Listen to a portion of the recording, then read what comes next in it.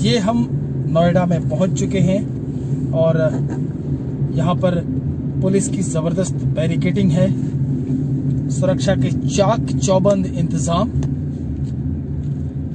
इस बैरिकेडिंग का आपको सामना करना होता है।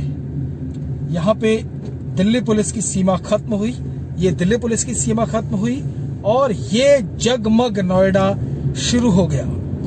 ये है नोएडा, 40 साल पुराना Noida, NOIDA, new Okhla industrial development authority. देखिए कैसा जगमग करता हुआ नोएडा आपको रात में नजर आता है। ये जो रास्ते सीधे जा रहा है ये ग्रेटर नोएडा को जा रहा है। मैं आपको लेके जा रहा हूं नोएडा शहर के अंदर।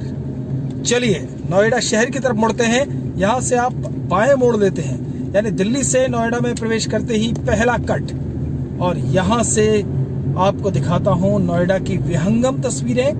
रात को नोएडा कैसा दिखता है। शुरुआत करते हैं नोएडा के कॉन्सेप्ट की। नोएडा क्यों बना, नोएडा किसने बनाया, नोएडा ने कौन कौन से पड़ाव अब तक देखे हैं। जैसा कि आप इस वीडियो में भी देख रहे हैं, नोएडा की शानदार सड़कें, जगमग रोशनी, और नोएडा की एक खास बात है कि यहाँ पर जो आपको इलेक्ट्रिक पोल दिखेंगे वो जगमग तिरंगे ट्राई कलर लाइट्स हैं। यहाँ पे इन पोल्स में इस वक्त तिरंगा जगमग हो रहा है।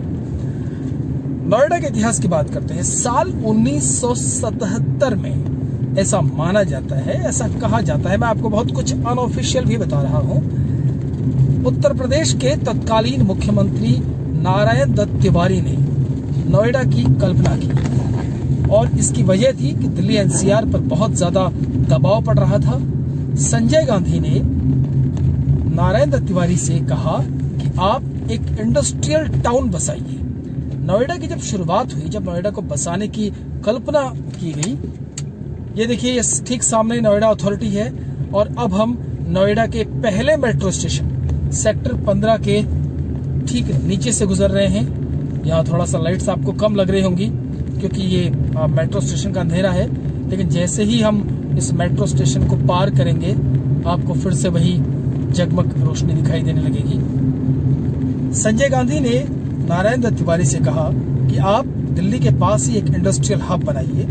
ठीक वैसा ही हब गुड़गांव में बनाया गया, फरीदाबाद में बनाया गया और उसके बाद उत्तर प्रदेश में भी बनाया गया, जिसका नाम रखा गया नोएडा। शुरुआत ये थी कि इसे एक इंडस्ट्रियल हब बनाया जाएगा। मेरे ठीक बगल में इस हिंदुस्तान की सबसे बड़ी जो IT कंपनी है, जो सॉफ्टवेयर बनाती है, जो हार्डवेयर बनाती है, HCL, वो आने वाली है। बीच बीच में इतिहास भी आपको बताता रहूंगा। ये रेड FM की बिल्डिंग मेरे ठीक बगल में है। तो ये देखिए यहाँ से HCL का प्रेमाइसेस शुरू हो जाता है। जैसे ही मैं इस कट को क्रॉस करूंगा, ये इस वक्त हिंदुस्तान की बहुत बड़ी कंपनी है और HCL न केवल एक नोएडा की कंपनी है बल्कि हिंदुस्तान के लिए ये शान का विषय है। यहाँ नोएडा में प्रवेश करते ही आपका पहला परिचय इस HCL कंपनी से होता है। जब इसे इंडस्ट्रियल हब बनाने की बात की गई तो उस वक्त यहाँ पर छोटे छोटे गांव थे और बहुत डेवलप गांव नहीं थे, इक्का दुक्का सड़कें थी। लेकिन क्योंकि फैसला लिया जा चुका था इसलिए तय किया गया कि नोएडा में इंडस्ट्रीज को बसाया जाए। अब सबसे बड़ा सवाल था कि नोएडा में बसे कैसी चीजें। तो नोएडा में सबसे पहले जो सेक्टर बसाया गया वो था सेक्टर 37 और सेना भवन में काम करने वाले सेना के अफसरों, जवानों और कर्मचारियों के लिए सेक्टर 37 की बसावट की गई और उन्हें स्पेशली गाड़ी लेने आती थी, छोड़ने जाती थी। 37 की बसावट के साथ ही नोएडा बसना शुरू हुआ और इस वक्त हम गुजर रहे हैं सेक्टर, मेरे बाएं हाथ पे सेक्टर 19 है और मेरे दाएं हाथ पे है सेक्टर 16 और हम बहुत जल्दी जो नोएडा का कनॉट प्लेस कहते हैं जिसे अट्टा मार्केट, वहां भी पहुंचने वाले हैं। तो जब इसका कॉन्सेप्ट हो गया इसको बनाने का, सेक्टर 37 को बसाया गया, सेक्टर 12 और 22 ये बसे, फिर सेक्टर 19, फिर सेक्टर 20, सेक्टर 6 में अथॉरिटी बनी आपको थोड़ा सा एक राउंड मैं इस व्हीकल को मोड़ते हुए अट्टा मार्केट का एक हल्का सा आपको दीदार करवाता हूँ। इस अट्टा मार्केट की कहानी बड़ी ज़बरदस्त है। ये अट्टा एक गांव हुआ करता था और जो कि अभी भी है, और ये उनके खेत थे। यहाँ पे इस खेतों में अब ये कितनी बड़ी बाजार, कितना बड़ा मार्केट, कितनी फेमस मार्केट बन गई है वो आप देखेंगे। मैं आपको दिखा रहा हूँ कि रात में नोएडा कैसा दिखता है। हालांकि आप सड़कें ही देख पा रहे हैं, लेकिन फिर भी बहुत अंधेरा है क्योंकि बाजार बंद है। कोरोना की वजह से बाजार बंद है। ये एक मल्टी लेवल कार पार्किंग है। ये भी नोएडा क्या, पूरे दिल्ली एनसीआर की शान बनने वाली है। ये उसका एंट्रेंस है। सब कुछ बंद है इस वक्त नोएडा में, सब कुछ बंद है क्योंकि कोरोना ने सारा कारोबार ठप कर रखा है और यहाँ पर कुछ भी नहीं दिख रहा। ये इलाका ऐसा होता था आज से कुछ महीने पहले कि आप इस वक्त यहाँ आते थे तो आपकी गाड़ी इतनी तेज नहीं चल पाती थी, इतना यहाँ पर ट्रैफिक होता था। लेकिन ये मैं आपको नोएडा के अंदर सेक्टर 18 की मार्केट से लेके जा रहा हूँ। आज यहाँ पर कुछ नहीं है, देखिए बिल्कुल सुनसान। जो लोग सेक्टर 18 की मार्केट में आए हैं वो समझ सकते हैं कि रात को 11 बजे तो ये आलम नहीं होता था कम से कम। ये देखिए सब कुछ बंद। बड़े बड़े साइन बोर्ड्स हैं लेकिन उनमें बिजली तक नहीं दी गई है और इसकी वजह यह है कि कोई कारोबार इस वक्त चल नहीं रहा है। सब कुछ बंद नज़र आ रहा है और इसीलिए हम भी इस मार्केट में ज़्यादा कुछ देख नहीं पा रहे हैं, ढूंढ नहीं पा रहे हैं आपको बताने के लिए। लेकिन ये नोएडा का कनॉट प्लेस है। यहाँ पर बहुत बिजनेस होता है, बहुत अपॉर्चुनिटी है, बहुत लोग यहाँ पर आते हैं और अभी क्या हाल है वो तो आप देख ही रहे हैं। खैर तो पूरी दुनिया में हर जगह, हर बाजार का यही हाल है। और ये आपके ठीक सामने है अट्टा गांव।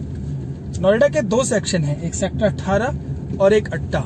ये सेक्टर 18 की जो मार्केट है यहाँ पर प्रेस्टीज सिंबल भी है, यानी आपने कुछ सेक्टर 18 से लिया है तो आप गर्व से बताते हैं सेक्टर 18 से लिया है, और अट्टा से आपने कोई सामान लिया है तो भी आप यही कहते हैं कि 18 से लिया है। हालांकि जो नोएडा के पुराने रेजिडेंट हैं उनके लिए आज भी अट्टा और 18 एक ही है। घूमने कहाँ जा रहे हो तो सेक्टर 18 कम ही निकलता है, अट्टा ही मुंह से निकलता है। ये है अट्टा गांव। गांव तो खैर नाम भर का है, ये शहर से भी ज्यादा चकाचौंध वाला और पॉपुलर है। और अब हम बिल्कुल पहुंच गए हैं नोएडा के वर्ल्ड फेमस मेट्रो स्टेशन। जी हाँ, ये नोएडा का वर्ल्ड फेमस मेट्रो स्टेशन है। ये है सेक्टर 18। ये सेक्टर 18 का मेट्रो स्टेशन। इस वक्त रात का मौका है, कोई ट्रैफिक नहीं है, अदरवाइज दिन में आपको यहाँ आने के लिए कड़ी मशक्कत करनी पड़ सकती है। तो मैं आपको बता रहा था कि कैसे ये इंडस्ट्रियल से रेजिडेंशियल फिर धीरे धीरे बसता चला गया।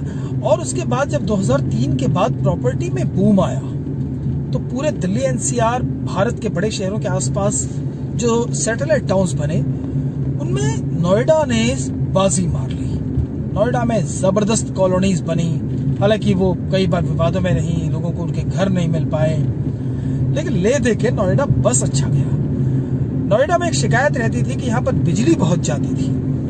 2007 तक लोग नोएडा इसलिए भी नहीं आना चाहते थे क्योंकि यहाँ बिजली और लॉ एंड ऑर्डर की बड़ी समस्या थी। लेकिन 2007 में जब मायावती की सरकार आई उसके बाद नोएडा चमकने लगा। नोएडा ने बुलंदियों को छूना शुरू कर दिया। नोएडा में बड़े बड़े प्रोजेक्ट बनने शुरू हो गए और अब उसका नतीजा ये है कि बिजली की समस्या यहाँ लगभग न के बराबर है। हफ्ते में एक आध बार किसी दिन बिजली चली जाती है। Law and order no doubt पहले से बहुत अच्छा है, और खासतौर पे जब से उत्तर प्रदेश में योगी आदित्यनाथ की सरकार बनी है तब से नोएडा और आसपास तो एनकाउंटर होते रहते हैं, लेकिन नोएडा में कमोबेश स्थिति थोड़ा बेहतर हो गई है।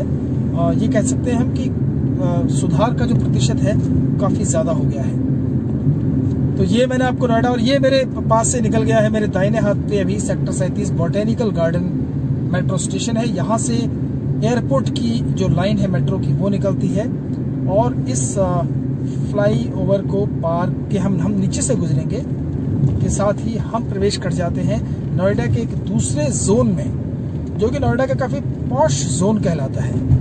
देखिए ये अंडरपास नोएडा का शानदार, ऐसे कई अंडरपास है नोएडा में और सब बहुत खूबसूरत बने हैं।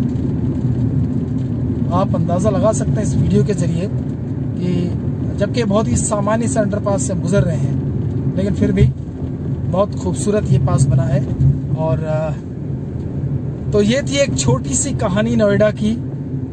उम्मीद है कि आपको पसंद आएगी, पसंद आ रही होगी। अब मेरे दाहिने और बाहिने दोनों तरफ, मेरे दाईं तरफ तो एक छोटा सा गांव है जो कि शहर का रूप ले चुका है, और मेरी बाईं तरफ एक भरा पूरा सेक्टर अभी इस वक्त। तो ये नोएडा का एक पॉश एरिया है, लेकिन यहाँ पर सड़क पर दिखाने के लिए कुछ बहुत ज्यादा नहीं है, और रात का अंधेरा है तो आप केवल इन लाइट्स को देख सकते हैं। तो इसी उम्मीद के साथ कि नोएडा की ये कहानी, नोएडा की ये नाइट, नोएडा की ये शांति आपको पसंद आ रही होगी। अपना ख्याल रखिए और वीडियो देखते रहिए। नमस्कार।